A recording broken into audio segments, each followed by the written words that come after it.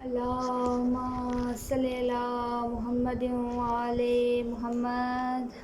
اللہم صلی علی محمد وعلی محمد۔ بی بی زینب کی عظمت پہ بلند ترین صلوات۔ اللہم صلی علی محمد وعلی محمد۔ بی بی زینب کا دربار یزید میں خطبہ۔ علی کی بیٹی دربار میں پہنچ چکی تھی۔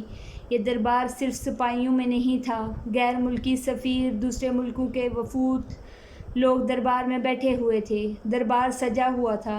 ان وفود میں ایک غیر ملکی سفیروں میں عیسائی بھی تھے، یہودی بھی تھے، مجوسی بھی تھے۔ انہوں نے پوچھا، یزید یہ کون ہے؟ اس نے کہا، محمد کی بیٹی۔ اس نے کہا، کیا؟ اس نے کہا، میں نے نبی کے بیٹے کو قتل کیا۔ انہوں نے کہا، کیوں قتل کیا؟ اس نے کہا، اس لیے کہ حسین میرے اختیار کو نہیں مانتا تھا۔ میں بالکل عین تاریخ پڑھ رہی ہوں۔ کیا کہا کہ حسین میرے اختیار کو نہیں مانتا تھا۔ اگر حسین میرے اختیار کو مان لیتا تو میں کبھی بھی حسین کو قتل نہ کرتا۔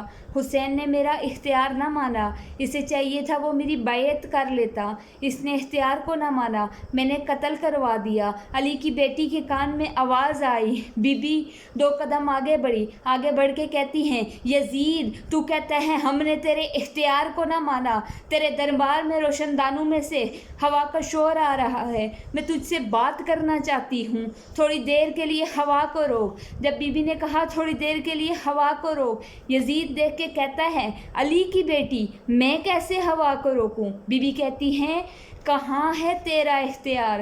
تو کہہ رہا ہے کہ تیرا اختیار ہم نے نہ مانا۔ اختیار آزما، روشن دان سے ہوا روک۔ اس نے کہا، علی کی بیٹی یہ میرے بس میں نہیں۔ بی بی نے کہا، تیرے دربار میں سپاہی گھوڑوں پر بیٹھے ہیں، گھوڑے سنب اٹھا کے زمین پہ مار رہے ہیں، سنبوں کا شور آ رہا ہے، تھوڑی دیر کے لیے سنب روک۔ اس نے کہا، علی کی بیٹی میرے بس میں نہیں، میں کیسے روکوں؟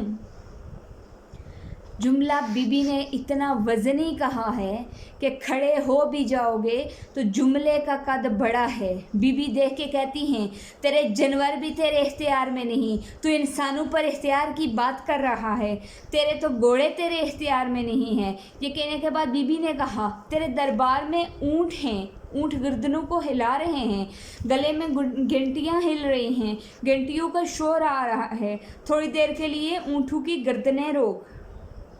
اب غیر ملکی سفیر سن رہے تھے، پورا دربار سن رہا تھا، اور اکیلی علی کی بیٹی بول رہی تھی۔ یزید کہتا ہے، کیا کہہ رہی ہو تم بنت محمد؟ کبھی کہتی ہو ہوا روک، کبھی کہتی ہو سم روک، کبھی کہتی ہو اونٹوں کی گردنیں روک، یہ سب میرے بس میں نہیں، میں کیسے کروں؟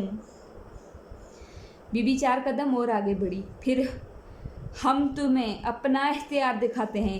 بی بی نے کہا، خاموش ہو جاؤ۔ اتنا کہنا تھا، روشن دانوں میں ہوا رک گئی۔ اتنا کہنا تھا کہ روشن دانوں میں ہوا رک گئی۔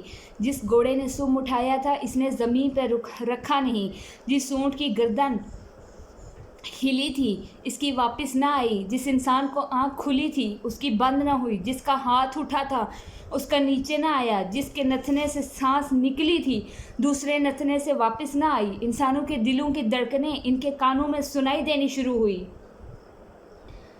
جب پورا دربار پتھر کا ہو گیا نا، علی کی بیٹی چلتی ہوئی یزید کے تخت کے سامنے آئی۔ بی بی نے ہاتھ کا اشارہ کیا۔ یزید کے ناپاک جسم میں، بدن میں واپس روح آئی۔ اس نے پورا دربار پتھر کا دیکھا کہ ہر چیز اپنی جگہ پہ رکی ہوئی ہے، موم کا عالم ہے۔ یزید کے چہرے پر موت کی زردی آئی۔ اس نے تخت پہ بیٹھ کے کہا، علی کی بیٹی مجھے معاف کر دے، علی کی بیٹی مجھے موت نہ دینا، علی کی بیٹی مجھے معاف کر دے۔ بی بی 2 قدم آگے بڑھی۔ بی بی نے کہا، اب بتا، قیدی تو ہے یا ہم ہیں؟ اختیار کس کا چلتا ہے؟